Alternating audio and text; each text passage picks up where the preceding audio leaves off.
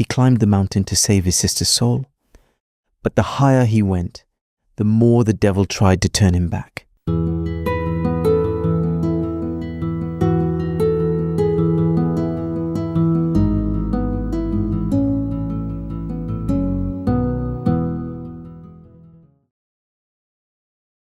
They said the spring at the summit of Mount Harth could wake the soul, not heal the body, not ease the mind, but wake the soul itself, if it was still in reach.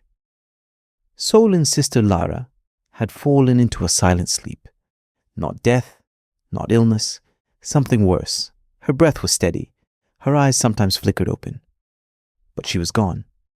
The physicians had names for it. None had cures. Then, one night, an old woman came to Solin's door. She didn't speak, just handed him a folded cloth and placed her hand on his chest. Inside the cloth, a hand-drawn map and a feather, wet with glistening water. When Solin brought it to his nose, it smelled of lilies, Lyra's favorite. He left the next morning, packed bread, a flask, a thin blanket, and the feather. The first day, he climbed through warm winds and quiet fields. Near sundown, he met a man beside a crooked tree. The man's face was lean, his tone casual. Heading to the summit? Yes, Solin said, to the spring. The man stirred the ground with a stick. Many try. Most turn back. She's my sister, Solin said. The man smiled, not unkindly. It's your strength to waste, he said, and walked off into the dusk. The second day, mist came. The trail sharpened. Solin's muscles ached. Near midday, the man returned, this time leaning against a rock. She doesn't even know you're coming, he said. She's forgotten you. Maybe she's already gone. Solin kept walking. The man stayed behind, but his words followed him like breath on the neck.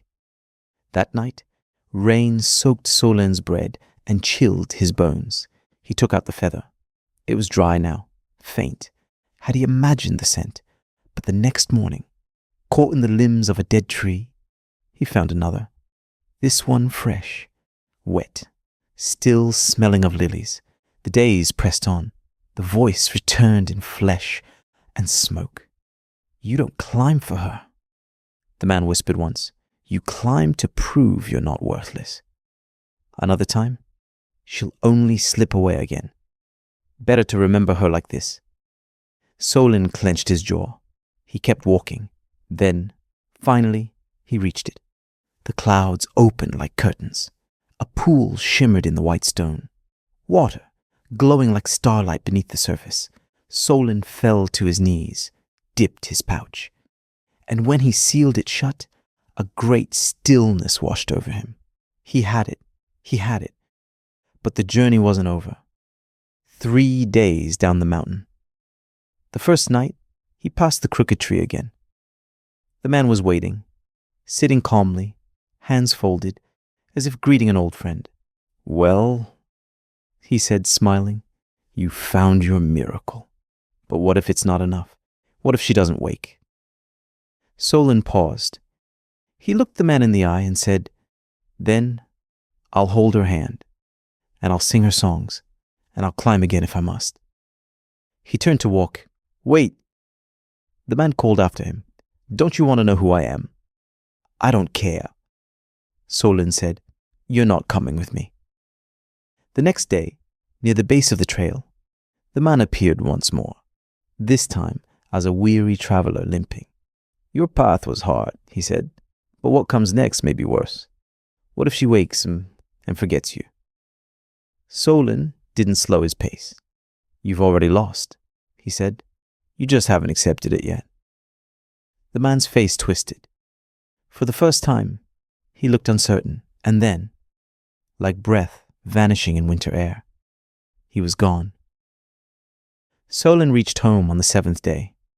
Lyra's face was pale, unchanged. He held her head gently, tipped the pouch to her lips. The spring water shimmered. For a moment, nothing. Then, her eyelids fluttered.